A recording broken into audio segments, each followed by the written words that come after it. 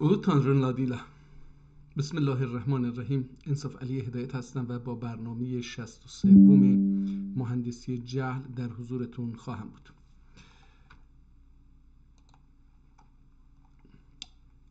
دیروز دوستانی اگر همراه ما بودن یا برنامه 61 رو دیده باشن متوجه شدید که بیش از 50 جلد کتاب جدید رو دانلود کردیم و امیدوارم که بتونیم یکی یکی اینها رو باهاشون آشنا بشیم. حالا باید یه جوری هم کاری بکنیم که اینها رو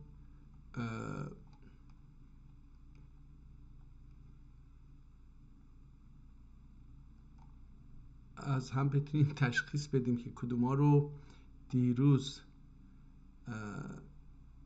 اینجا رو قبل last week چی شد؟ last week اینجاست.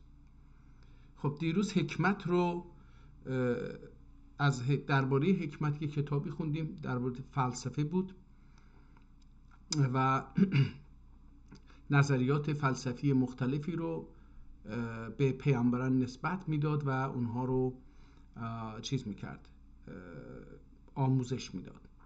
خب در اصل کتاب به محی الدین، حضرت محی الدین عربی متعلقه و این نویسنده شارح کتاب نقش فصوص اگر اشتباه نکنم بود و اسم کتابش رو هم یه چیزی در این مایه ها گذاشته بود که شرح همون کتاب بود و کتاب بسیار پیچیده بود. برای اینکه صفحه بعد رو بفهمید اول باید صفحه قبل رو اولی رو میخوندید تا زمینه درک صفحه بعد رو داشته باشید، برای اینکه هر سطری مقدمه‌ای بر سطر بعدی هستش برای درک سطر بعدی و هر صفحه‌ای مقدمه‌ای بر صفحه بعدی هستش. حالا امروز دوباره میخوایم یک کتاب در مورد علم حکمت باز بکنیم.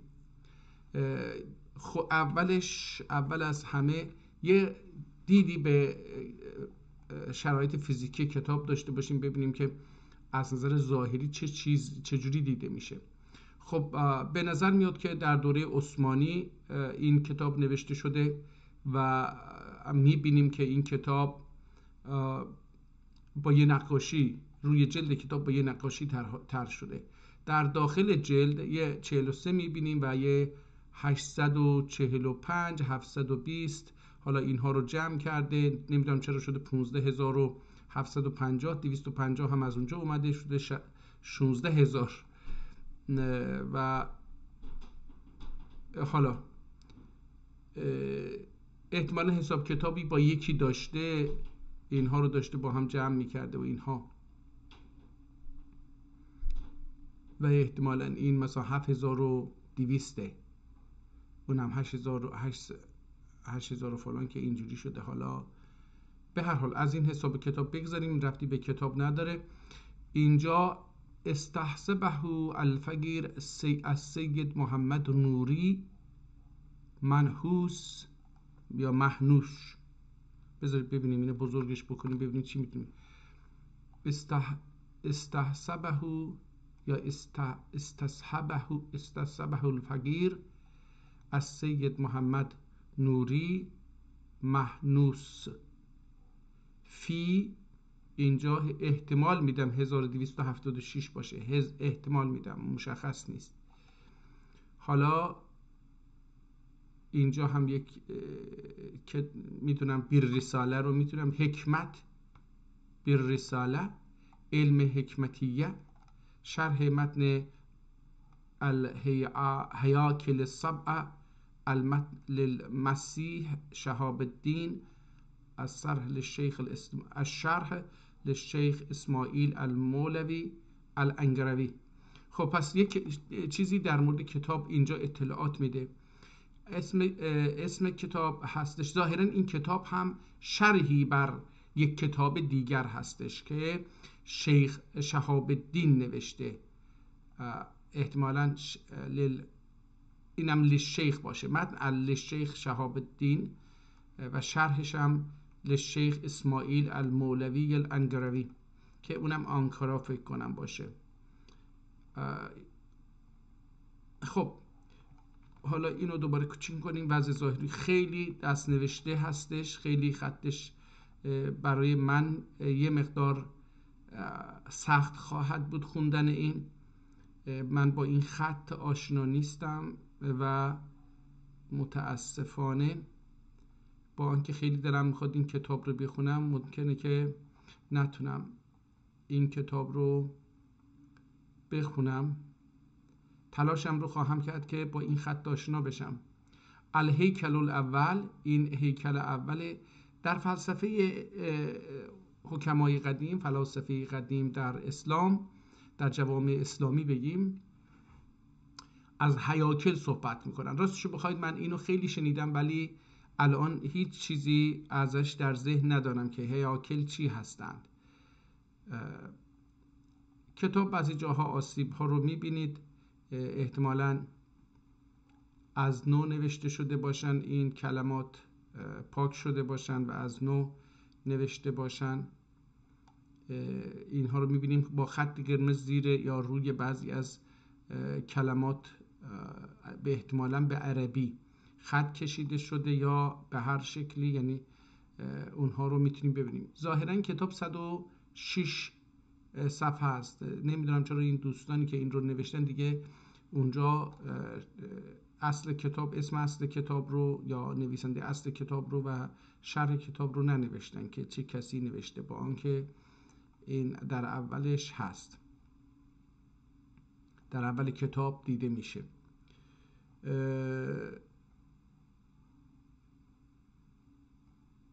کتاب هرچه میدیم با همون خط نوشته شده. همونطور که میبینید در هر صفحه PDF 2 تا صفحه رو جا داده و این ما در اصل الان صفحه 26 هستیم ولی 40 و 52 هستش. مثلا الان ما باید در 52 باشیم. به خاطر همون هم اینجا دوباره اومدن زوج صفحه ها رو صفحه گذاری کردن برای این منظور. اینجا یه فصل جدیدی آغاز میشه.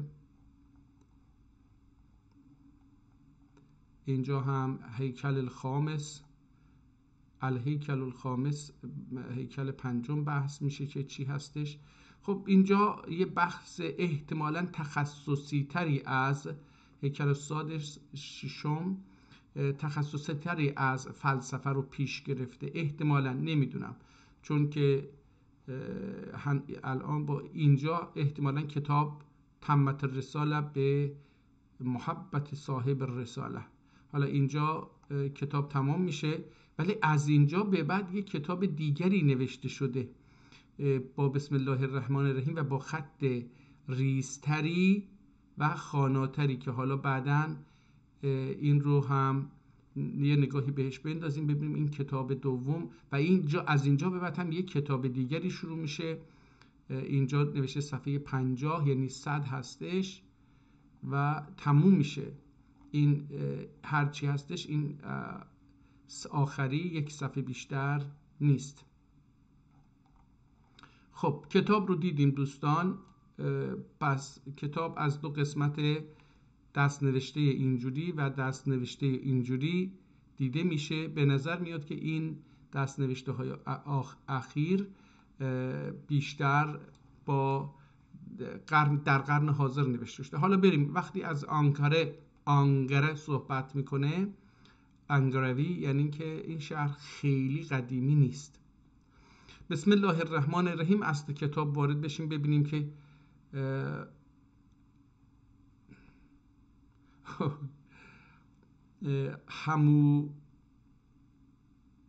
همومی حساب اول حکیم، احتمالا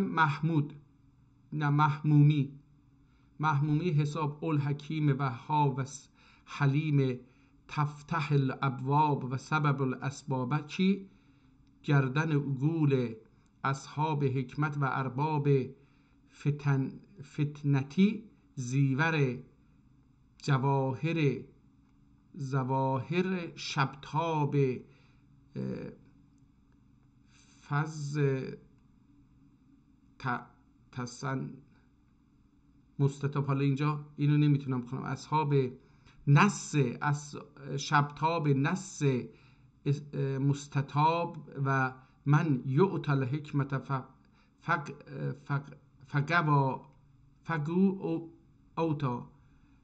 فگو اوتا خیرا. حالا اینجا من این فگو نباید باشه، احتمال میدم که و من یؤتی الحکمت فگو اوتا خیرا که و ما اینجا کنزن. البته میگم اینها رو یه مقدار خیلی سخته این کتاب رو بخونم، برای اینکه البته میشه خوند ولی باید اول یه مقدار آدم این کتاب رو بخونه یواش یواش تا چشم آدم به این کلمات عادت بکنه که چی هست. کوفا اوتا خیرن کن را و ما یتذکر الا اولو الالباب. حالا اینجا یک کلمه رو اصلا نتونستم بخونم. ایله فرش قلوب ناسوت یا قلوب ناسوک هالری ماسوک چی معنی میده اینجا؟ اصلا نه عربی معنی میده نه چی. هالری توبا لمح و حسن معاب آن امیله اکرامیله غالی جناب المشتر. این عالی جنابه. این خیلی به هم نزدیک شده. هنوز مثلا چشمم عادت نکرده که ببینم سطر بالا و پایین تو دل هم هست، نقطه ها میاد داخل هم، ولی الان اینجا توبا لحم و حسن معاب آن اکثریل عالی جناب المشتر و ثنای خلوص مشهون اول خالق بیچون و مالک نون و القلم و ما یسترون اولا عالم اسرار بروزه üçün چون نه نگوش ناطقه علما و بخیه و عرفا یگینیه صراف نگود حکمت مکنون و توتی پیرایه بستان کاف و نون قلوب علی السبیل السیدل. حالا اینجا بیدینه اینجا دیگه دوباره علی السبیل الیدل. حالا اینجا اینو نمیتونم از سیدل اینجا چی هستش. صفر برینه و اتقیا الحکمه. این هم اتقیا نمیتونه باشه، باید برای که حکمت رو داره میگه اتینا و اتینا، این باید اتینا باشه. اتینت الحکمت و فصل الخطاب گولونون مظهری در و بن سورا دین لسورا احتمالا باشه مظهری در و دین لس سورا بون ثوابون. دین لسه اینجا هستش و دین لسه ثوابون خالی المغنه شکره وارتیوب وار تباب یقدر. یا اینجاست یقدر و صلات و صلوات خدا و تحیات نجبیات بی همتا اول شفیع اولوری و آن اماه المهدی و اماه المهدی نور صفه انجیا و ضیاء الدین اولیا و اصفیا نرگس باغ ما زاغ البصر و ما تلقا یا تلقا بلبل گویای و ینتگو عن الهوا و ما ینتگو عن الهوا. حالا این ما رو باید اینجا الان دیگه دارم یواش یواش در میارم که این حالتی که می نویسه ما هستش. بذارید حالا یه بار دیگه بلبل گویای و ما ینتگو عن الهوا، بختیار و تقتدا اعنی محمد المصطفى نکره روزه معلاسنه. این نکره نمیشه، مصطفانین که نه، حالا اینجوری باید بخونیم. روزه مصطفانون احتمالا باشه. روزه معلاسنه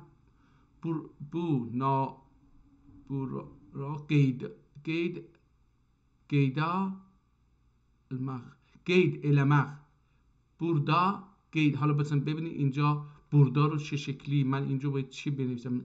یه نقطه داره، یه د و نا همه شبیه هست. بونا گیدا گید المغ و مهدی اوسون چه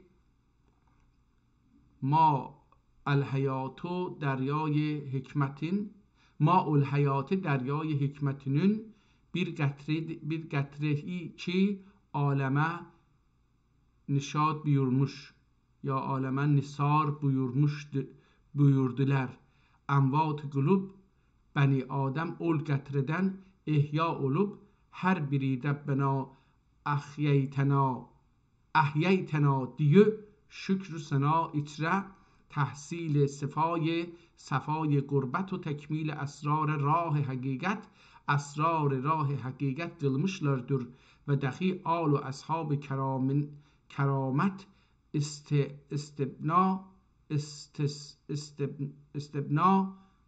istibnasa üzerinde olsun ki her biri mahbusan خود هبته یا خبته حوث و حواس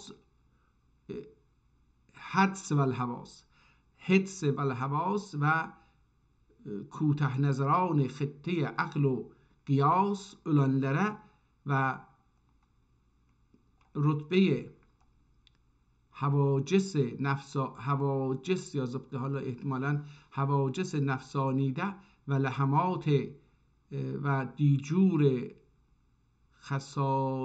خصایص خصولانن یا خمیولاتن. اینجا بازم به گل افتادیم. ها احتمالا نصایح باشه. نصایح و میراث کلندره رهنما درلر.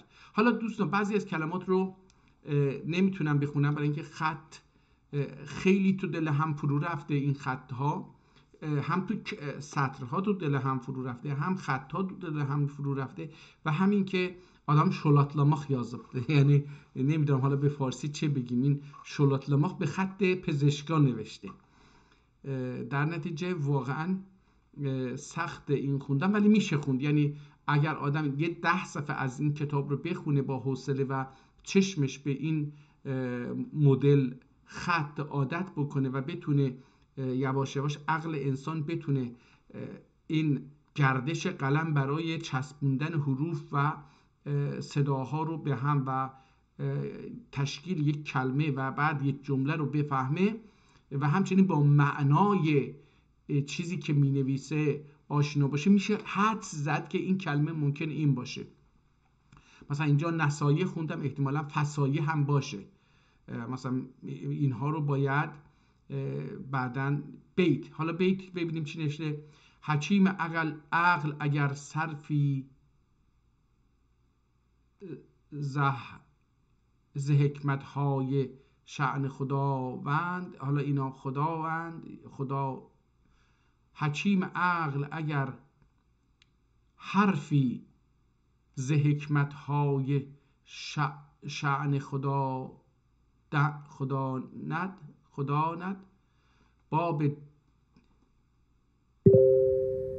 باب دینه سازد محق باب دینه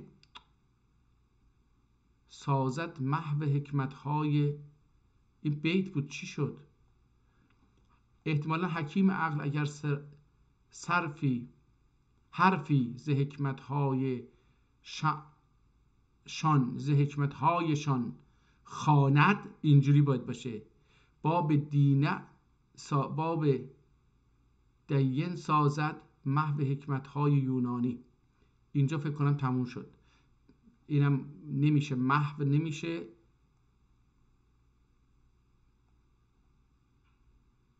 باب دین سازد محو حکمتهای یونانی.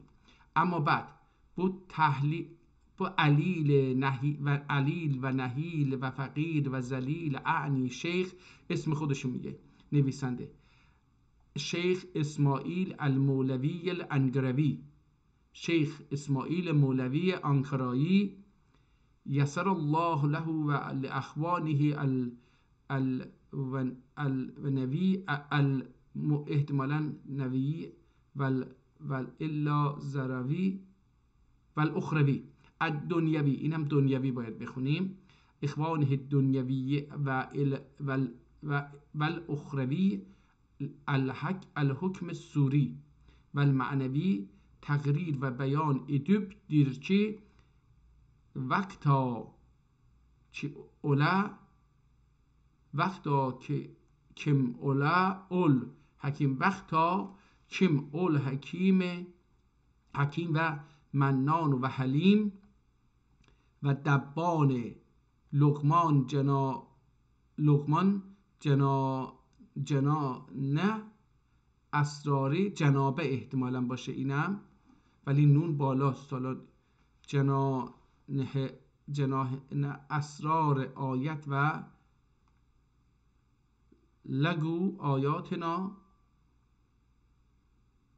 لقمات حکمه.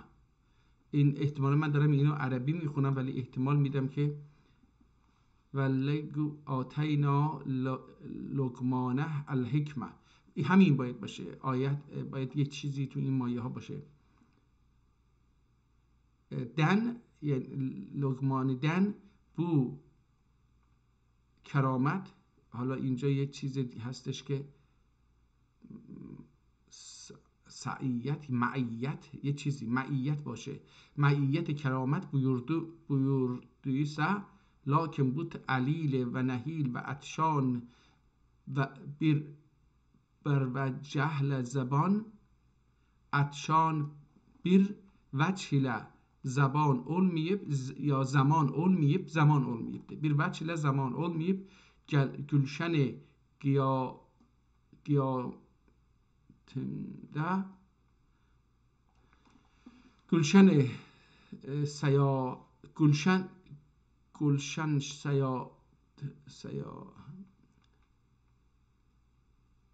حیاتنده، احتمالا حیاتنده دائما نسترن روز و بنفشه شیمی نسیم مفهوم اللهم رزقنی علما. اوکی، خیلی این کتاب حالا الان برای دوستان احتمالا خسته کننده خواهد بود، ولی برای من یادگیریه. در نتیجه من از این تلاشی که دارم میکنم برای خوندن این اللهم زدنی علما بو صحیفه شکفته گالوردی، پس اول واجب عطایا و کاشف الفتایا اول قدر جوهر جواهر و زواهر حکم و فرنات و فرایق. حالا اینجا فواید احتمالا باشه، فواید لطف و کرم ارزانی buyurdiler ki bu bir noksanlar bu پر نقصان ده آن استحقاق و استعدادی محالاتیدن اریه، بلکه اول سلطان العاشقین و برهان السالکین. حالا اینجا یه چیزی هست، کنوز زیور حقیقت به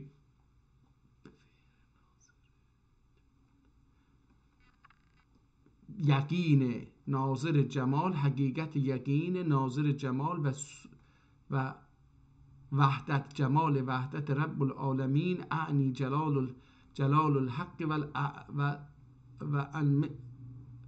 و المله و الدین و الملت و الدین. حالا اینا رو باید اینجوری یواش یواش یاد بگیرم دیگه.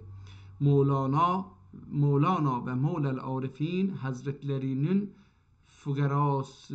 فراغاسنه خاکپای توتیاسالlerini دیده دله که محل جواهر bildikümün ve onları nazar aksir tesirleri miş vücudum kimyayı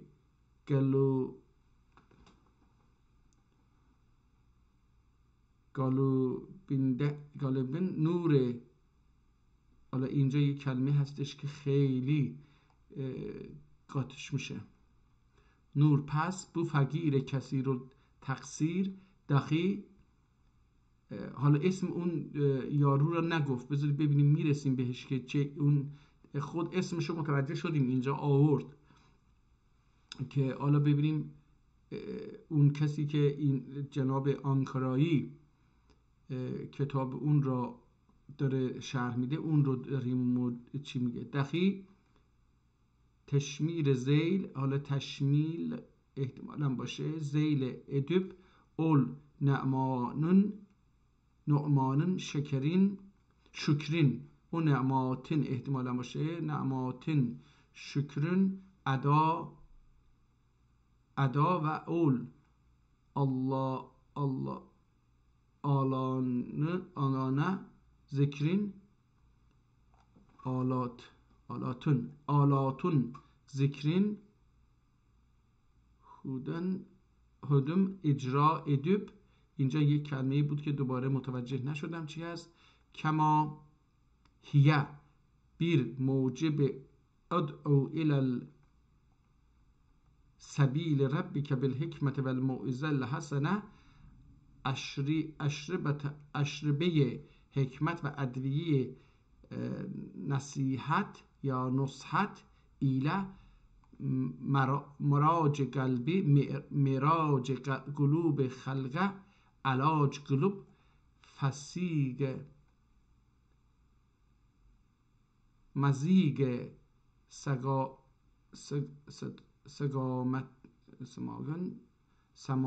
سگامتون احتمالا نمیدونم طریق استعانته دعوت ادردم و گاهی بیر فهوا و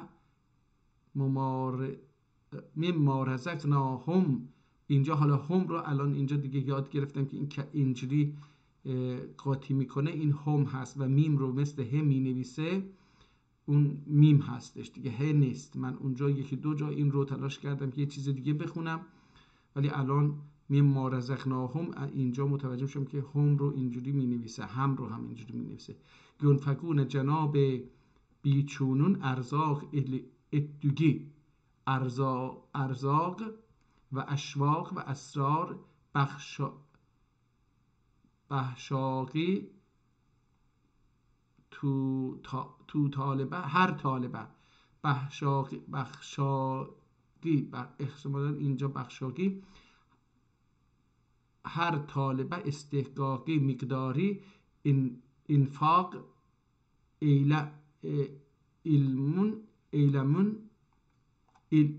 علم لذت تردم.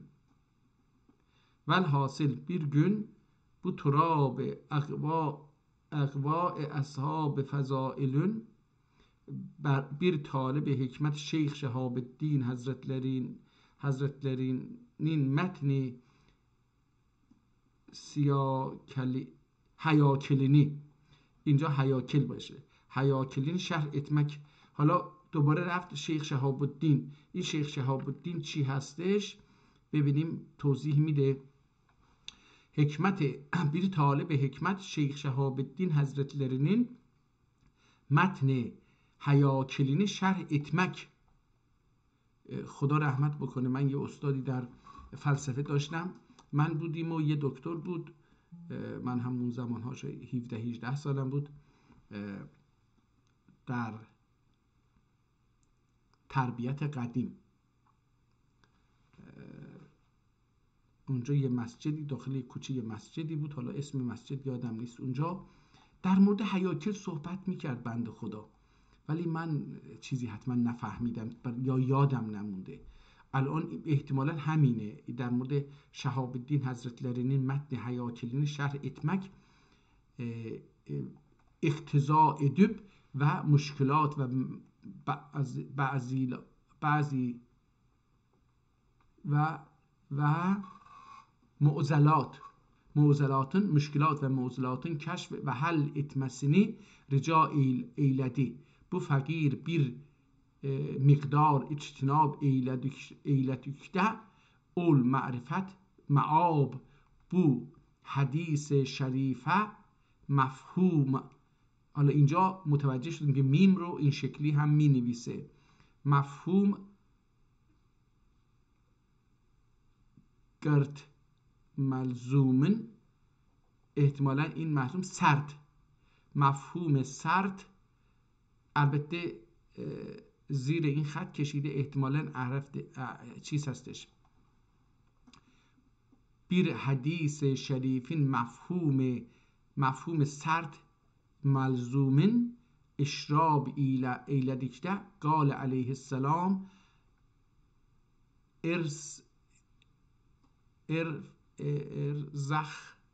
ارزخ ما استطعت. حالا ارنخ هم میتونه باشه، نمیدونم این چی بخونیم اینو، خیلی ارزخ ما استطعت ولا نون یک، حالا اینجی ولا نو چی اینجا نمیدونم چیه. گرگجی الله علیک گردیکی الله علیک علیه الله علینا ولا ترکی. این هنوز یه چیزیه نمیدونم. گیو لا نحیی گیو کی الله علیک ولا توکی فبکا توکی و فبوکی الله علیک. نمیدونم این چی هست، چه بخونیم، هم خوندنش سخته، هم احتمالا عربی هم هست در این حال. پس بو گلیل البزاعه و وجیع الاستطاعه در بیرفهوای، بازم یه چیزی اینجا آورده و اما سائله فلا تنهر، بر اساس فهوای و اما سائله فلا تنهر مجانبت و مخالفت. قل میوب شرح کتاب سعی و مبادره قلدم اولا بعضی شروحه مطالعه قلوب و بعضی کتب هندسیه مراجعت edip تتبع قلدم. bunlardan ينتج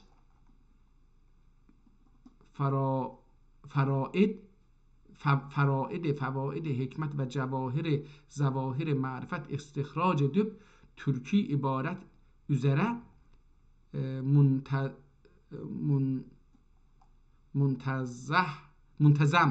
منتظم و مرتب قلدم. حالا دارم این میم رو مشخصا یاد میگیرم که چه شکلی می نفسه. قلدم اگرچه زبان، حالا اینجا دوباره عموم و لسان، اینجا عجم، زبان عجم و لسان عرب üzere دخی ممهور و ممهد و محذب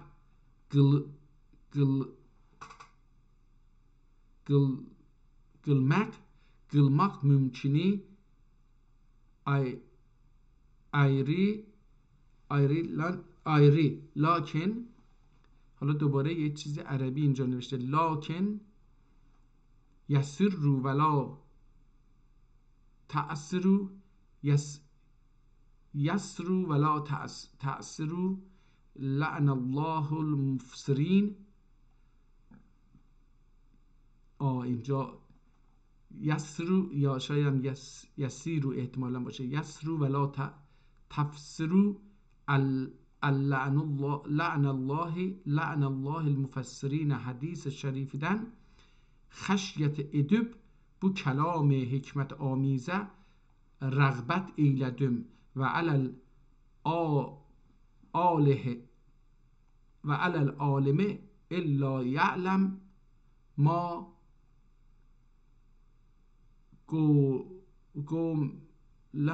گوملم و بر وفق بازم هنوز عربی این برفگن یزدی، نه این یزدی هستش. از ضعف و فی ظاهر احتمالاً که ظاهر ولا یعجب من بلاهقه اصل البلاد ولا ینفع علی الکیل. هنوز ادامه داره این عربی، دیگه سخت‌تر میشه وقتی حالا ترکیه ها رو بعضا میتونم حدس بزنم که این چی میتونه باشه، ولی وقتی به عربی میرسه و اینجوری هم مینویسه دیگه میفتن تو باطلاق جهل. فمن الله علیکم. حالا پس ضعیف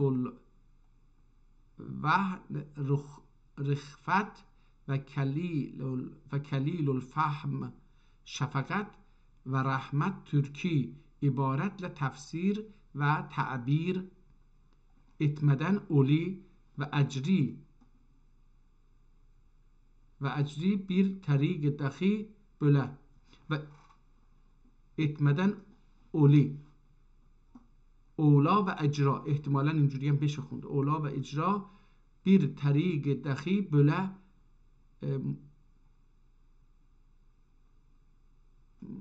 حالا اینجا بلالم احتمالا باشه یولالم. پس درسی معلمه آسان و حفظی یتعلمه سمحان. حالا معنیشو میفهمم چیه ولی الان این لغت رو نمیدونم عربی ترکیه نمیتونم تشخیص بدم. معلمه پس درسی معلمه آسان و حفظی یتعلمه سخان حقان olduğundan ötürü bu tur ve terzi ihtiyar kıldım ta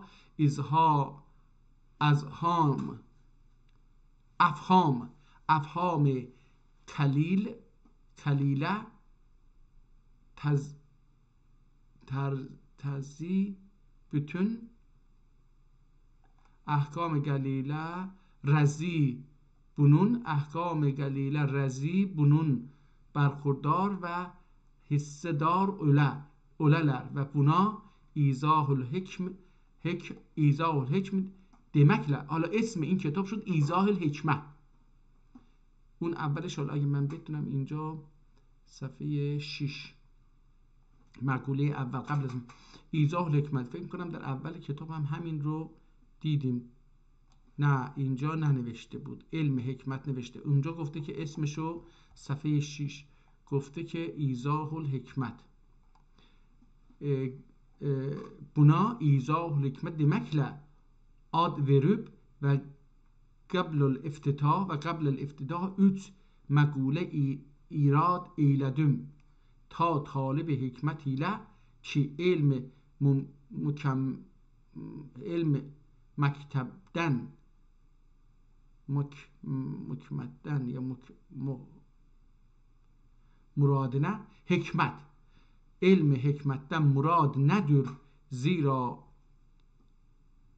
her ilmin müqəddəmatı məfhum olmayınca o ilm معلوم olmaz. خب پس اسم کتاب ایضاح الحکمت هست. حالا حداقل اینو فهمیدیم. نویسنده آنگاره‌ای هست و اون شیخمون چه بود؟ شهاب الدین حضرتلری. کتاب این شهاب الدین حضرتلری رو میخواد توضیح بده که در مورد هیاکله. حالا میگه که قبل از اینکه کتاب رو شروع بکنیم باید چند مقدمه در مورد این بحث بگیم تا هر علمی مقدماتی داره که اگه اون رو ندونید نمیتونید چیز بگید. مقدمه اولا یا اوله، علم حکمتون حدیثی بیان eder زیرا her ilmin ki üstünde harf üstünde ne şey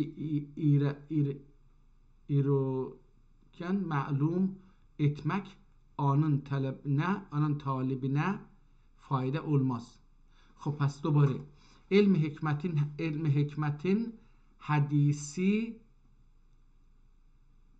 بیان eder. علم حکمتین حدیثی بیان eder. حدیث دوستان اینجا به معنی حدیث نیست، به معنی روایت نیست. یعنی علم حکمت به محدوثات، حادثات، اون چیزی که در دنیا خلق شده، مخلوقات. حدیث یعنی جدید بیان eder زیرا her ilmin ki harf üstünde her ilmin ki harfin üstünde ne şeyi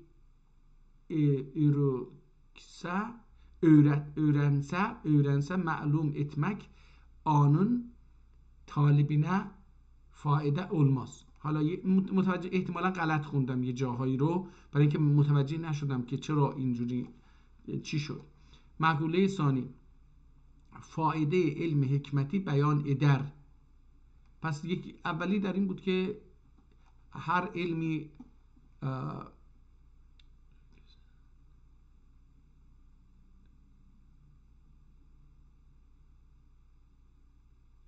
حالا این رو یه بار دیگه باید بخونیم. به نظر من اینجا سیرونه احتمالا باشه.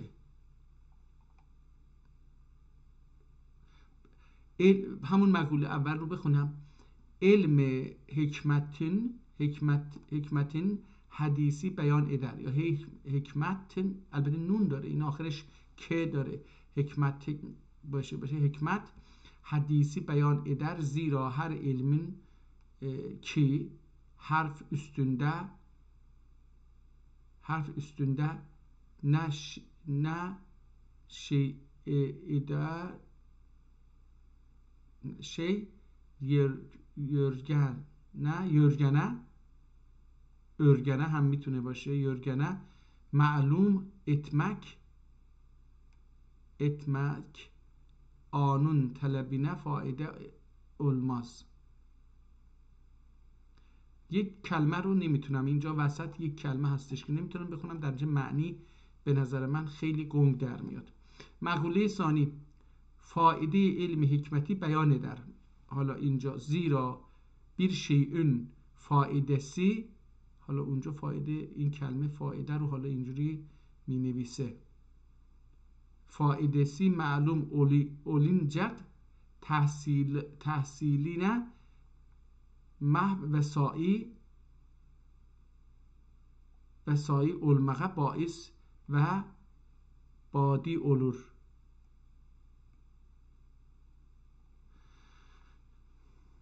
مقدمه ثالث، علم حکمت نه چون موضوع علمغن بیان در. حالا در مورد اهداف علم حکمت داره صحبت میکنه که چیا هستن. اولا حد علم حکمت علور که در مورد حد و حصور مرزهای علم حکمت صحبت میکنه. الحکمت هی عالم به حقایق الاشیاء علی ما هی علیه و العمل به حقیقتها. اینو دیروز هم در اون کتاب قبلی هم از همین مفسر حکمت رو تعریف کرد به این مفهوم. الحکمت هی العالم، حکمت یک عالمی هست، آشنایی هست، آگاهی هست به حقایق الاشیاء، به حقایق جهان خارج یا موجودات مادی، علی ما هی علیه، بر اساس اون چیزی که اونها بر اساس اون به وجود اومدن. و العمل به حقیقتها یا به مقتضاها، حالا اینجا مقتضاها، و العمل به مقتضاها و عمل بر اساس اون. پس چی هستش حکمت؟ موضوع فلسفه به نظر ایشون چی هست؟ شناخت جهان خارج و بر چه اساسی به وجود اومدن و عمل بر اساس اون مقتضیاتش، بر اساس اون خصوصیات مادیش. یعنی علم حکمت، حالا اینجا ببینیم خودش چی میگه. یعنی علم حکمت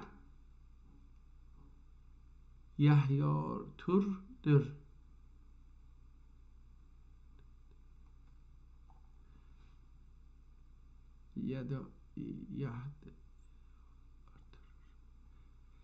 یهد آرترور، یعنی علم حکمت یعد، احتمالا تحدید منظور، یعنی حد، مرز.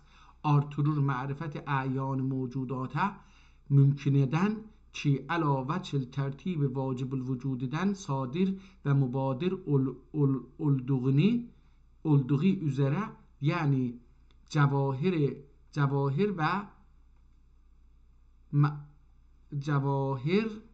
و معانی و جسمانی، جواهر روحانی و جسمانی چی؟ مراد عقول و نفوس و اجسام دور.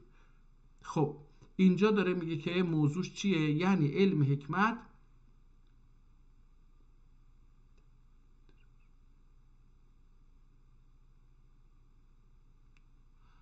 حالا اینجا یه کلمه هستش که واقعا نمیتونم، من آرترورشو میدونم اما اولش هم یه چیزی داره که نمیتونم. معرفت اعیان موجودات، شناخت ظواهر موجودات ممکنه چه علاوه چه ترتیب، بر اساس یک روش ترتیبی واجب الوجودن صادر و مبادر الدغی üzere، که از طرف واجب الوجود یه چیزی باید واجب الوجود داشته باشه. حالا اینجا توضیح میدادن علما وقتی ما این درس رو میخوندیم که هر چقدر به عقب بریم بگیم آقا اینو چی به وجود آورده، اونو چی به وجود، حالا بگیم الف رو ب به وجود آورده، ب رو ت رو س رو جیم، اینجوری بریم، میگه بالاخره یه جایی باید بگیم آقا یکی اینها رو به وجود آورده. این چیه؟ هر چیزی که باشه، بگیم ماده است، بگیم خدا هست، بگیم نمیدونم انفجاره، ببینیم هر چی بگیم که اون واجب الوجوده، اون باید باشه که بقیه بعدی رو به وجود بیاره. بالاخره باید یه جایی برسه به یه چنین جایی که واجب الوجودن صادر و مبادر المغی، یعنی باید بر اساس ترتیب اگه بریم همینطور که عرض کردم بالاخره در یک جایی باید بگیم که یه واجب الوجودی داشته که این جهان از او صادر و مبادر المغی üzere، یعنی جواهر. حالا اینجا جواهر چی هست؟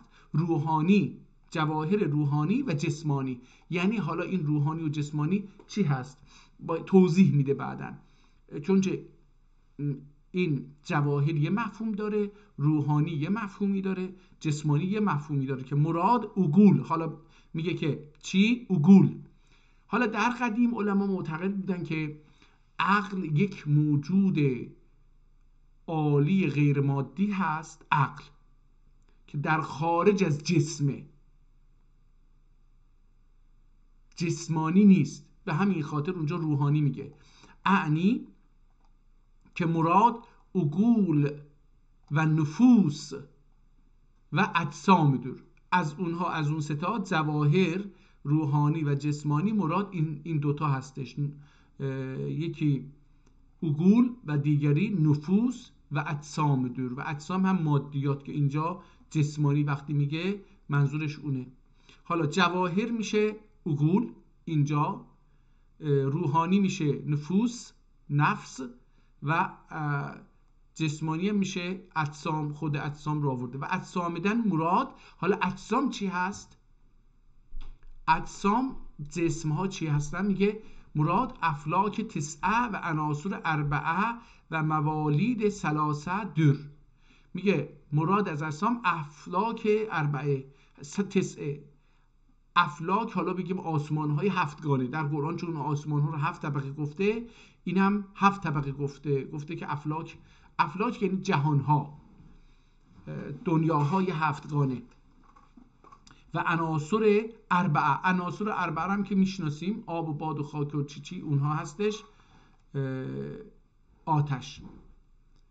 و بوالید ثلاثه، حالا بوالید ثلاثه دور، یعنی این بوالید چی هستش من نمیدونم، یعنی معادن و نبات و حیوان. حالا این بوالید یعنی دوغلان،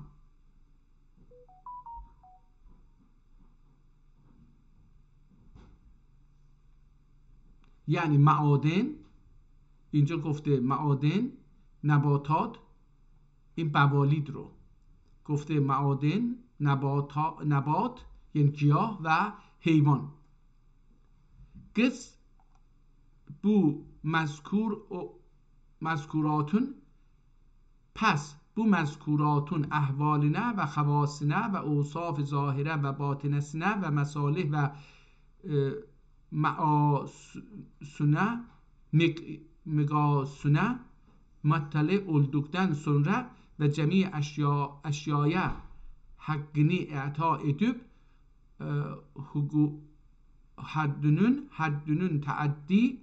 حدنون تعدی و تجاوز گلمیه.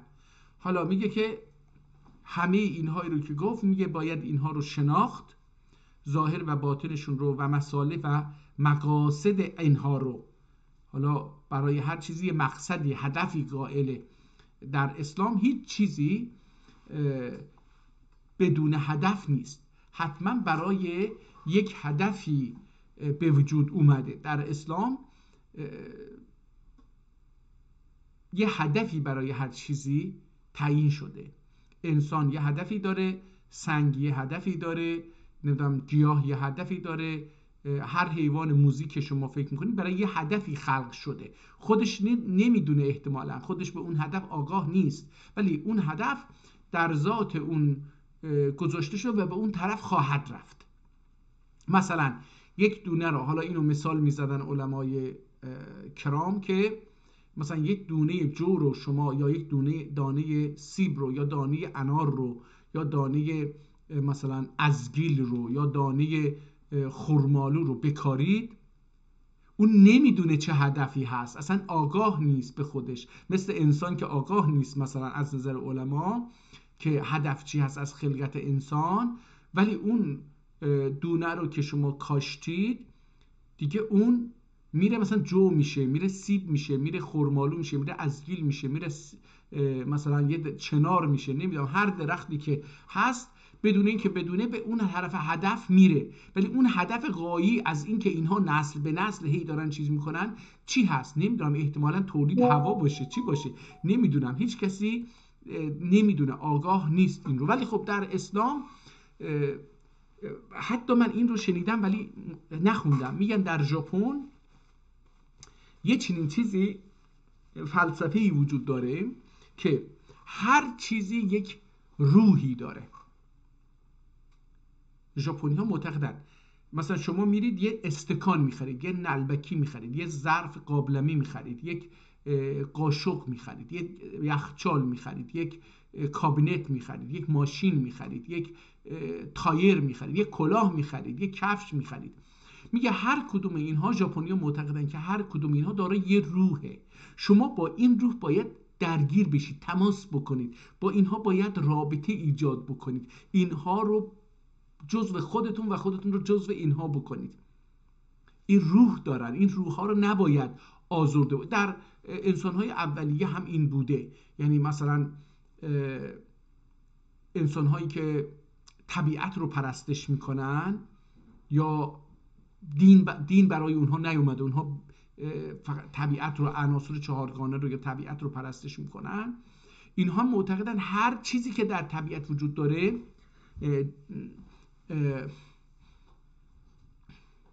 روح داره، دارای روح هست. برای همین هم معتقدن مثلا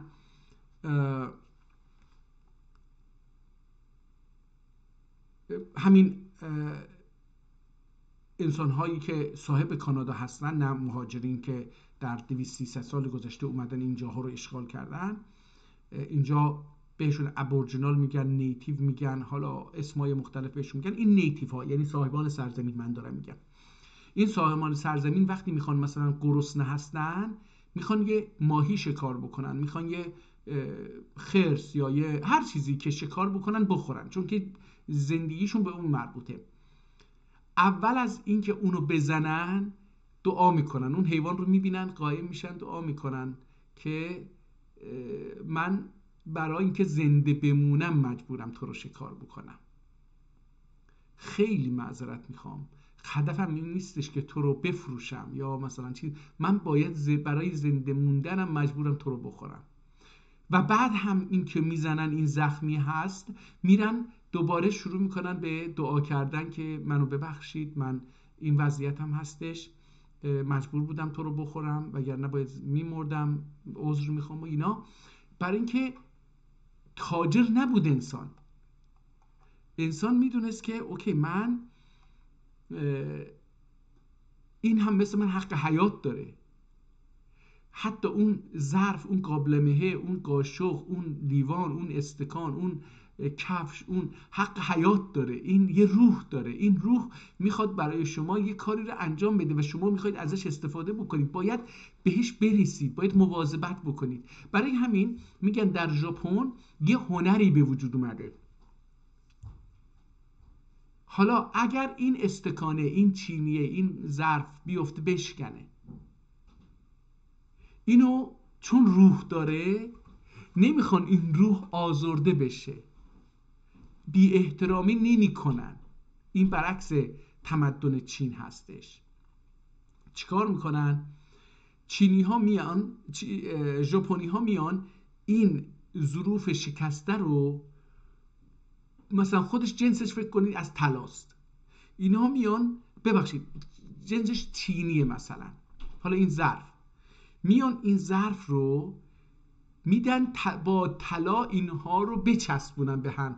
حالا این میچسبه به هم و یک مزیت بیشتری نسبت به قبل پیدا میکنه. یعنی این ژاپنیه به این ظرفی که داشته و تلاش فکر میکرده دارای روح است، یه روح دیگر ارزشمندتری داده. هم اون ظرف قیمتش بالا رفته، ارزش و اعتبارش بالا رفته، هم این انسان بهش تعلق بیشتری پیدا کرده. در نتیجه میتونن از فضا، از جغرافیا، از محیط، از اطراف بهترین استفاده رو بکنن. برای اینکه آب رو نباید آلوده کرد. مثلا در اسلام هم این هست. متاسفانه ما انسان ها در ایران به خصوص آلوده کننده هستیم، چون که ما از این روح ها بیخبر هستیم، از این نوع نگرش انسانی بیخبر هستیم. در نتیجه مثلا آدم ها میرن داخل آب ادرار میکنن، فضولات میریزن، آشغال میریزن تو صحرا و خیابون و بیابون و اینجا آشغال میریزن، انگار که مثلا هر چی میخوره آشغالشو میریزه بیرون. حالا آشغال دو نوعه. یه آشغالی هستش مثلا پوست گیاه و پوست میوه ها و اینها، در طبیعت به هر حال یه روزی در گذر زمان حل میشه و تبدیل میشه به بخشی از طبیعت. اما مثلا پلاستیک و کارتون و نمیدونم اینجور چیزا، شیشه و اینها، به این سادگی از بین، حالا کارتون هم باز و تخته به سادگی ممکنه در 1-2 سال و 10 سال و 20 سال از بین بره. اما مثلا شیشه و مواد پلاستیکی اینا ممکنه که هزاران سال طول بکشه و از طبیعت نره. در نتیجه روح طبیعت رو آزرده میکنیم. اگه مثلا میریم درخت رو میبریم، روح اون درخت رو آزرده میکنیم. اگر میریم یه شاخه‌ای رو میشکنیم، یه گلی رو میچینیم، روح اون رو آزرده میکنیم، از بین میبریم. اون روح از ما کنده میشه. خیلی نگاه ظریف و جالبی هست. در اسلام هم برای همین در کشورهای اسلامی و شرقی، همین که دین دارن و اینا خیلی هم بد دیده میشن، در اینجاها نابود کردن طبیعت بیش از احتیاج خودتون جایز نبوده و نیست. یعنی اگر شما مثلا با بریدن یک شاخه خشک درخت میتونید خونتون رو گرم بکنید، لازم نیستش برید درخت رو از ریشه بزنید، از بین ببرید. یا اگر مثلا یه درختی خیلی پیر شده، حالا افتاده، شما اینو مثلا میبرید، حالا ببینید انسان چقدر باید ترقی بکنه از نظر روانی که بگه خب مثلا این درخت چنار بود یا این درخت. اتفاق برای من افتاد، راستشو بخواید تو حیاتی که من اینجا زندگی میکنم 3 تا درخت بود که در اثر طوفان کج شده بود، ممکن بود بیفته روی خونه همسایه و از بین ببره خونه رو. حالا بیمه هم داشتیم نداشتیم نمیدونم، برای درخت بیمه نخریده بودیم، در نتیجه باید ما پرداخت میکردیم. و همسایه اومد گفت آقا این میشکنه میفته خونه من، برای تو و برای من مشکل ایجاد میشه، الانم زمستان هست. خب من مجبور بودم دیگه، این درخت رو باید میدادم قطع میکردن. حالا دادم مثلا اینو قطع کردن، ولی گفتم که من به جای هر یه درخت 3 تا 4 تا درخت جدید میکارم. یا خودم مثلا یه درخت چناری بود که خیلی بزرگ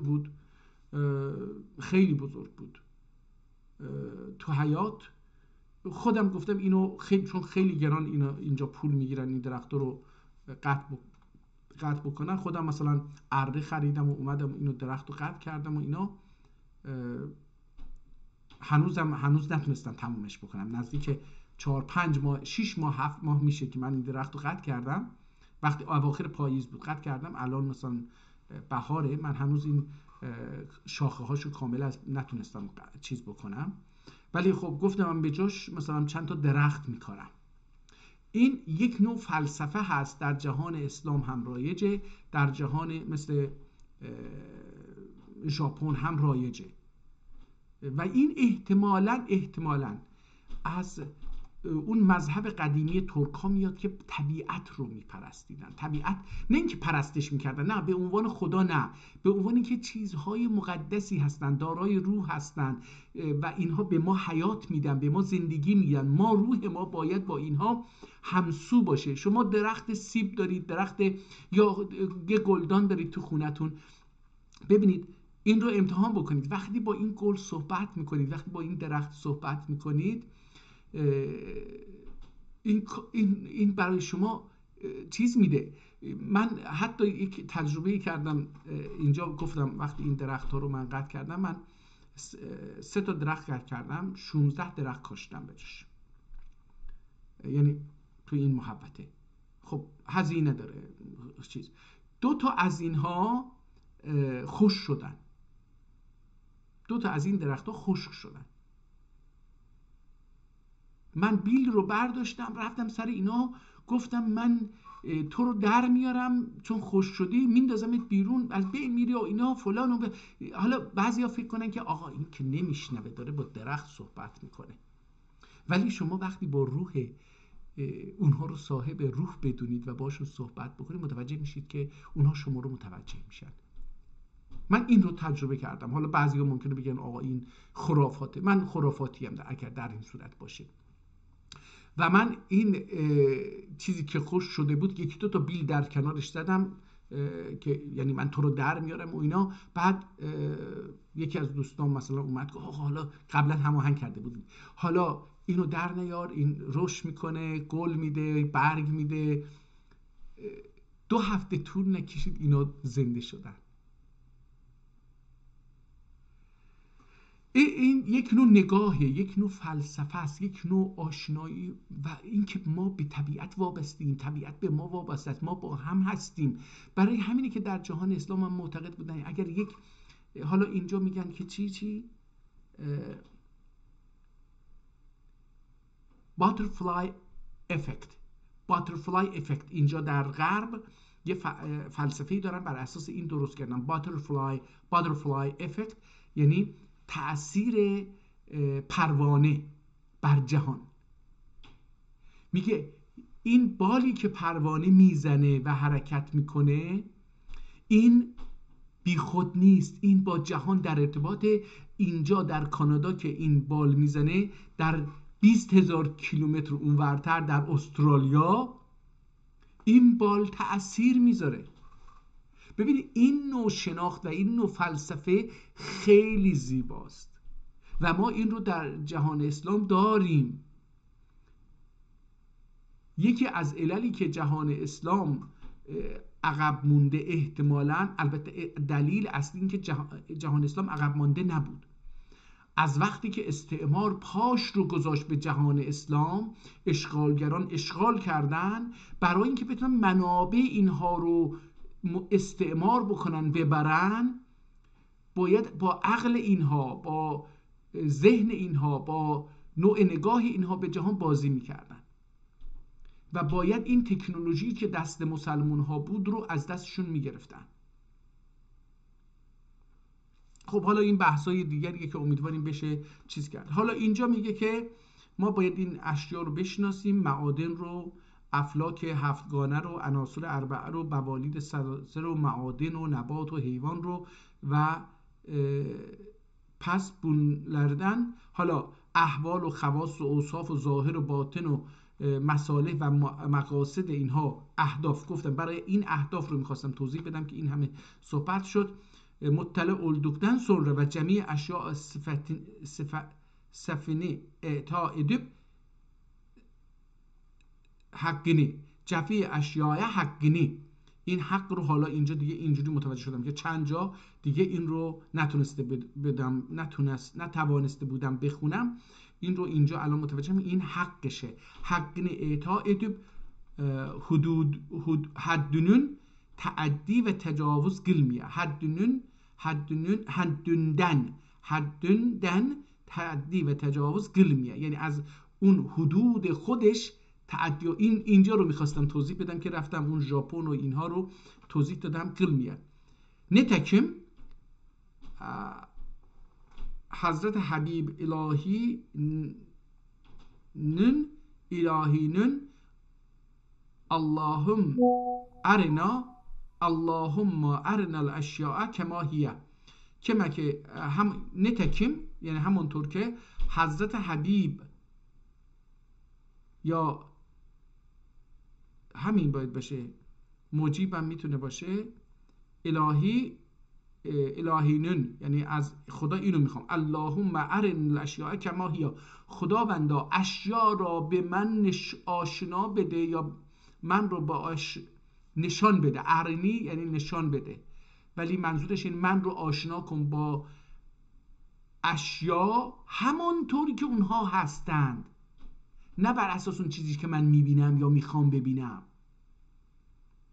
این خیلی متفاوته بر اون که مثلا الان تو غرب میگن که تمامی اشیا برای اینه که ما ثروتمند بشیم. این حالا بگیم که رو کره زمین یه محدود معادنی هست، منابعی هست، محدوده، تا ابدالآباد نخواهد بود. یه روزی این نفت تموم میشه، یه روزی این معادن تموم میشن، آهن و سرب و نمیدونم اینها همشون تموم میشن. خب بشر چی کار میکنه بعد از اون؟ بشر بعد از اون میخواد چی کار بکنه؟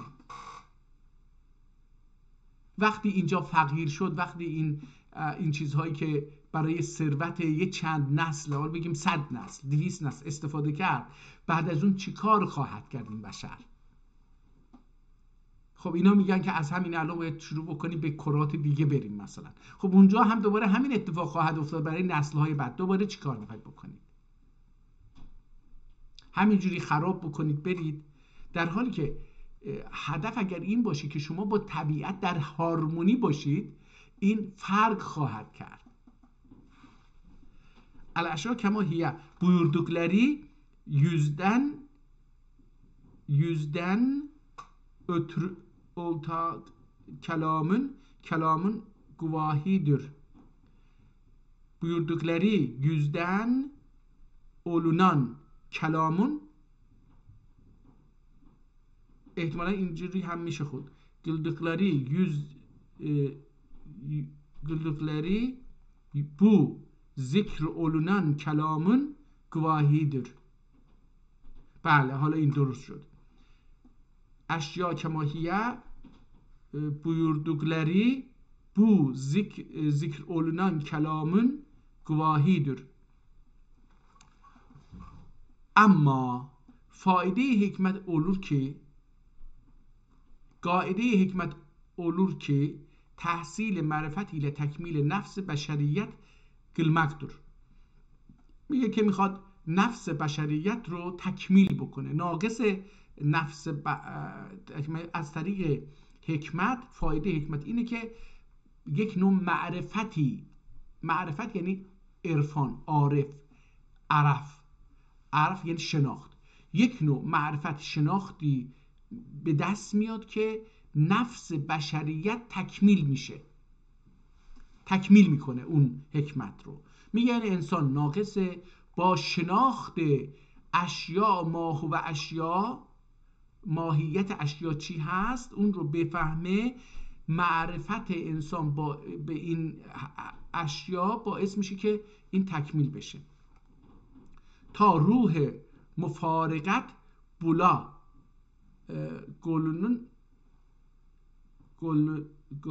گلدگونن سر اعتقاد فاسده و اشتغالات بدنبه بر بیر درجه دربه، حالا اینا سبیل معذب علمیه. حالا این دیگه اینجاها رو دیگه نتونستم بخونم دوستان. این کتاب یه مقدار سخته برای اینکه چشمم عادت نکرده. میشه خوند، کتاب فلسفی هست، در مورد فلسفه صحبت میکنه. این جناب مرحوم آنکارایی کتاب، حالا اینجا شیخ شهاب الدین، حالا اینجا اسم شیخ شهاب الدین را الان آورد که بذار ببینیم این چی میگه. پس معلوم olur موضوع علم طبیعی جسم و موضوع علم الهی وجود مطلق دور و الله. حالا اینجا از صفحه بعد که من حالا اومدم یه چند صفحه بعد وارد اصل مطلب فلسفه میشه. حالا اینجا یه جایی که من دیدم میگه که پس معلوم olur موضوع علم طبیعی جسم و موضوع علم الهی وجود مطلق دور و الله اعلم بالصواب. یعنی میگه که ما اینجوری فرض کردیم، نمیدونیم، الله اعلم بالصواب، درستشو خدا میدونه. و الله المرجع و المعاب، خداوند هم بازگشت و جایگاهیه که باید بریم. پس حضرت شیخ شهاب الدین قدس سره buyururlar ki یا اله العالمین یا اله العالمین، یعنی ای عالمlerin معبودی عالم حکماتنده ما سوا اللهم. حالا دیگه این رو بریم صفحه آخر ببینیم که چی هست. این دیگه کتاب آخرش رو اگه بدونیم، آخرش 2 تا کتاب دیگری بود که اینها رو میشد به راحتی خوند. خب این کتاب فلسفه رو دوستان، این صفحه آخر این کتاب رو که دستی هست بخونیم ببینیم چی میشه. میگه که واجب دور یا محمد sana beyan eyleye ve her şeyinin hakikatini ki Kur'an vakı olmuştur, Kur'an'da vakı olmuştur ve dahi Hazreti Mesih buyururlar ki ani را خبرکم به هذا الهبل. حالا اینجا یک جمله عربی هستش که خوندنش خیلی سخته، یعنی bir شرح خیر و حالا اینجا شم دیگه نمیتونم بخونم، بذارید بریم. انت یا باب الهوا جلال حق تعالی جامعه خواب غفلتن اولان نفوس نائمی بیدار ایلیه تا سنون اسم شریفینی یا رب ذکر اینن ذکر ایده لر و سنی مجدینی تقدیس و تنزیه ادلر معایبدن احتمالا باشه، البته اینجا نهایبدن مخاطبه الالتفات، مخاطبه التفات ادب، مخاطبه التفات ادب غایبدن، پس این هم تقدیس و تنزیه ادلر غایبدن. حالا اینجا متوجه شدم که من این رو در یه چند جا اونجا غلط خونده بودم. غایبدن مخاطبه التفات ادب لر چی ادب لر چی و چامل گله bizim hasselerimizi amelün ve seyreden zira bu iki fuzalaın aslidir ve bize nasip eyliye gazaya rıza ki ya Rab sen bize fütuvveti tarik eyliye ve bir roşenalığı dakik eyliye ve bir tahkikan cemi'i alemine cud ilmile mu'ta ve vehhab sen آمنا و صدقنا تمت الرساله به محبت صاحب رساله. حالا اینجا این کتاب تموم میشه، کتاب بعدی شروع میشه. بسم الله الرحمن الرحیم. ببینیم اینم ترکی هست یا نه. بسم الله الرحمن الرحیم. لدالت لا اله الا الله معنای اول، بذارید ببینیم این چیه. لا اله الا الله معنای اول یعنی عبادت لایق Allah'tan غیری yoktur. Manay sani her kökülde, her könül yani her kökülde maksud oldur. Ondan gayri maksud yoktur. Her ne kadar ol kökül maksudini gayri itikad edinse de manay salis ondan gayri mevcud yoktur. یعنی هر وجودون. حالا معنای لا اله الا الله رو توضیح میده که چی هست. یعنی هر وجودون حقیقتی اولdur. اسمler itibariyle gayri vahm olunursa da gayri vahm olunursa da imdi adına elbette این ad نیست adila lazımdır. Arife lazımdır ki gökülünde hakka gayri mevcud vardır tevehhümünü nefy edip her vücudu zahiren ve batinen hakka oldukunu ispat ede ta ki توحید تمام ola و الا. حالا الا رو این لا رو اول معنی کرد یعنی چی؟ حالا میگه و الا yalnız dil ile توحید avamidir. Dil ile توحید avamidir. Makbuliyeti yine avam arasında olur. Ey adet asl ey arife asl nefyi lazım oladır. Kendi olana lazım olana kendi vücudu keder ispatı lazım olan hak ve vücudidir ki kim sende ve cümlede bir dil ile olur. Allah هر کلمه این لا اله الا الله رو داره اینجا در این چند صفحه به ترکی تفسیر میکنه که موضوع چی هستش. حالا مثلا قبل از اینکه این به آخر برسه من از این صفحه القهار، این قهار اسم خداست. ببینید چی میگه. قهر odur ki rububiyet davasında olanları helak eden rububiyet davasında üçdürlüdür. اینجا در کتاب‌های قبلی türlüdür یعنی با ت دسته‌دار می نوشتن، اینجا درلüdür نوشته. üçdürlüdür. biri külliyet iledir. Firavun ve Şeddad ve Nemrud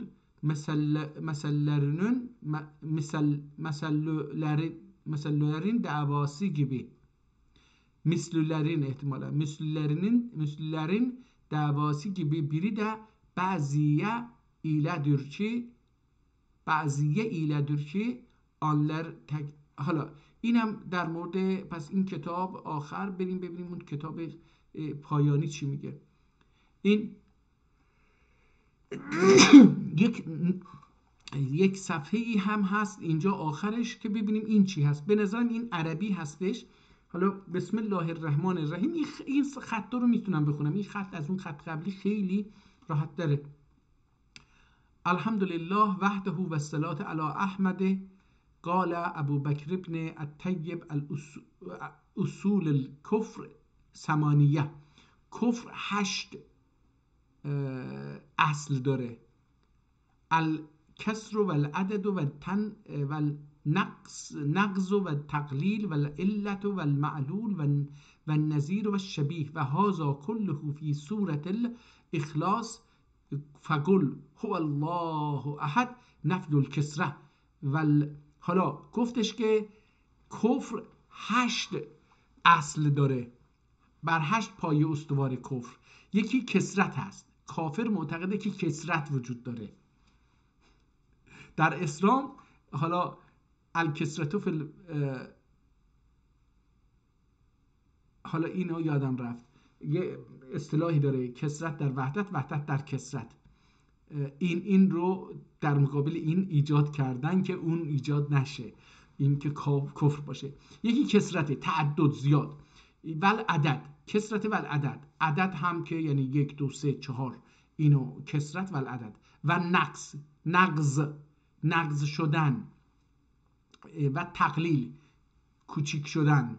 و علت داشتن. و المعلول خودش معلول باشه. و نظیر یک نظیر و شبیه داشته باشه. اینها این 8 حالا بزنیم کسرت، عدد، نقض، تقلیل، علت، معلول، نظیر، شبیه 8 گفتش که اینا همش در سوره اخلاص. بسم الله الرحمن الرحیم قل هو الله احد الله الصمد لم یلد ولم یولد ولم یکن له کفوا احد. میگه در اینجا همه اینها هست. حالا چی بگین؟ و هذا كله فی سوره اخلاص فقل هو الله احد نفی الکسرت و العدد. ببین احد هست و کسرت. قل هو الله احد، الله کسرت و عدد رو میگه از بین نفی کرد. بل کسرت و کونهی اکثر من واحد. و میگه که اساس پایه کسرت اینه که بیش از یک باشه. واحد از لیس فی الوجود الا الواحد. میگه برای اینکه در وجود جز یک چیز خارج از اون وجود نداره. حالا اگه نگاه بکنیم مثلا همه حیوانات در روی زمین، همه موجودات، درخت، گل، گیاه، حیوانات مختلف، همه به یه جوری از خاک ساخته شدیم و بازم به خاک برمیگردیم. الا واحد. حالا دیگه این هم در مورد سوره قل هو الله احد رو داره اینجا تفسیر میکنه. پس ما دوستان در اینجا با 3 بحث در این کتاب با 3 بحث چیز شدیم، مواجه شدیم. یکی فلسفه بود که در مورد هیاکل صحبت میکرد، یکی در مورد لا اله الا الله بود که اون رو توضیح میده، حالا یه مقدار بیشتر در مورد صفات خدا هم توضیح میده، و آخری هم سوره اخلاص رو داره معنی میکنه به ترکی، به عربی. نه ببخشید، ظاهرا من اشتباه کردم، این به ترکی هستش. جمعی کمالاتینی هر bir zerrede göstermiştir. عرش اعظمه تجلیسی نجه. بله اینا به ترکی. آخری هم، آخری فقط به عربیه، آخری که در مورد سوره اخلاص هست اون به عربیه، بقیه به ترکی هستش. خب فکر میکنم بیش از 1 ساعت و 25 دقیقه است که صرف این تلاش کردیم این کتاب رو بخونیم. خیلی برای خود من اینکه این خط رو یواش یواش دارم میخونم لذت بخشه. این یه تخصصیه دارم به دست میارم، یک نوع آگاهیه. من میتونم یواش یواش برگردم و کتاب هایی که پدران ما در 1000 سال گذشته نوشتن و دست نوشته هستش و اینها در کتابخونه ها یا در قفسه های کتاب در خونه ها خاک میخورن، از بین میبرن، من میتونم اینها رو یواش یواش بخونم انشاءالله، و میتونم اینها رو، حداقلش اینه که اگه نتونم تایپش بکنم میتونم بخونم و این ای ها، این هوش های مصنوعی، اینها رو تایپ بکنن و نسل جدید ما بتونه با اینها آشنا بشه. خب به هر حال این هم از امروز.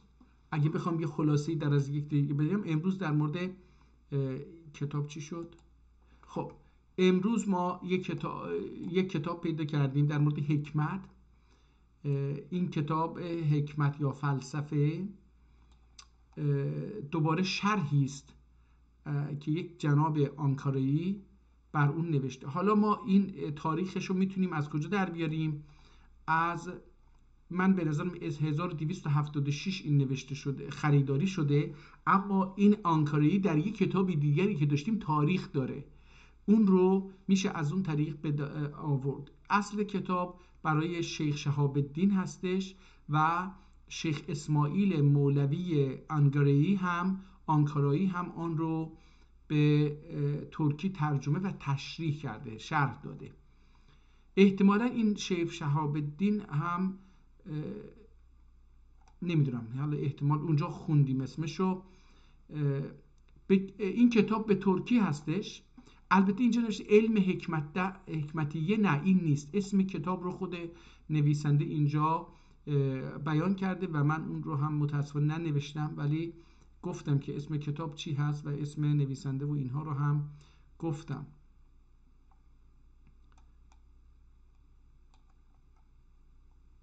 ایضاح الحکمت، اسم کتاب ایضاح الحکمت هستش و این در 106 صفحه نوشته شده. اما این کتاب ها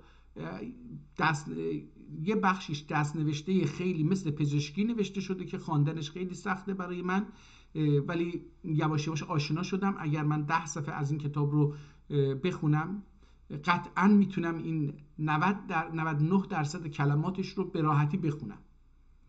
یعنی باید 10 صفحه رو زحمت بکشم، چشمم با حروف و چگونگی حرکت قلم بر روی کاغذ و شکل دادن حروف و چسبوندن حروف به هم و تشکیل یک کلمه رو یاد بگیرم. وقتی اونو یاد بگیرم حالا دیگه میتونم، مثلا اینجا ایضاح الحکمه، حکمت نیست. مثلا الان من دوباره نگاه کردم دیدم یادم اومد که میم رو اینجوری می نوشت. در نتیجه اینجا اسم کتاب ایضاح الحکمه. خب اینجوری چشمم با این عادت بکنه این رو میتونم بخونم. من فکر کنم مثلا 1 روزه که صرف این کتاب بکنم میتونم به راحتی این رو بخونم. یعنی به راحت که نگیم، ولی خب به هر حال خوندن یک چنین کتاب‌هایی ذاتاً سخت هستش و برای اینکه باید با زبان فلسفه آشنا باشی، با تاریخ یه مقدار آشنا باشی، عقاید مختلف فلسفی باید آشنا باشی، برای اینکه تخصص و علمه. از اون طرف چون زبان ترکی است باید با صداها، یعنی استاندارد حروف و صدا در اون مقطع تاریخی که این آدم نوشته باید آشنا باشی و همینطور با ادب، یعنی سبک ادبی و رسمی زبان ترکی آشنا باشی تا بتونی این کتاب رو بخونی. البته در این کتاب ممکنه که سبک ادبی به کار نرفته باشه، برای اینکه این آدم دست نوشته انجام داده، این رو احتمالاً بعداً باید ادیت بکنه که میبینیم بعضی جاها رو پاک کردن و از نو نوشتن، ادیت کردن. یعنی مثلا من اینجا نگوش رو میبینم، یا اینجا این کلمه محل رو میبینم، اولیا رو میبینم مثلا اینها. حالا این بعد کتاب دومی که بهتر نوشته شده و قابل خواندن برای من بود، راحت‌تر خوندم، میتونم بخونم، این کتاب هستش که در مورد توضیح و تفسیر لا اله الا الله و صفات الله تبارک و تعالی هستش به زبان ترکی. و بعد از این که این حدوداً 10 صفحه یا 12 صفحه هستش، 13 صفحه هستش، میرسه به یک صفحه در مورد سوره اخلاص، قل هو الله احد الله الصمد، به اون میرسه و به زبان عربی اون رو توضیح میده. یعنی میخواد این کتاب یه تعادلی بین فلسفه و دین قرار بده. و برعکس دوستان، من تصورم از فلسفه در تاریخ متفاوت از دوستان هستش. من معتقدم فلسفه مولود تلاش‌های دینی هستش، یا اگر هم مولود تلاش‌های دینی نباشه، که من معتقدم مولود تلاش‌های دینی هستش، حتی ممکنه اون دین به نظر ما مثلا بت پرستی باشه، ولی خب اون یک نوع دینه، مولود اونها باشه، فرزند اونها باشه. اما اگر هم نباشه، منظورم اینه، اگر هم مشروط به این که فرزند دین نباشه، دین در انکشاف اون برای اینکه دین رو عقلی بکنه یا عقلی توضیح بده، عاقلانه توضیح بده، به کار گرفته شده. برای همین هم در اسلام هم همینطوره، در مسیحیت هم همینطوره، در یهودیت هم همینطوره، احتمالاً در دین‌های دیگر هم اینطوری خواهد بود، غیر الهی هم همینطور، کنفوسیوس نمیدونم فلان هم همینطور خواهد بود، در هند و ژاپن و دیگر جاها هم همینطور خواهد بود.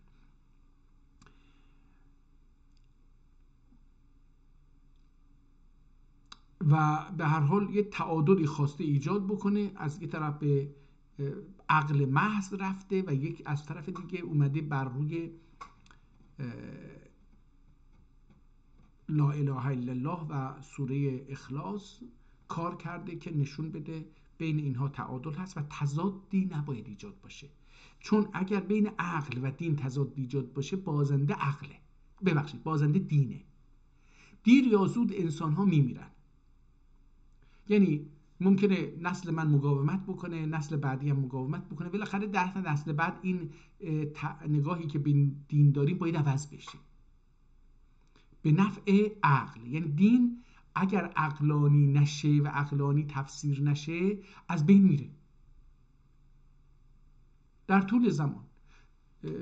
به هر حال من دوستان به نظرم میاد که ما باید با این کتاب ها آشنا بشیم. اینها نوع نگاه ترک ها به جهان رو نشون میده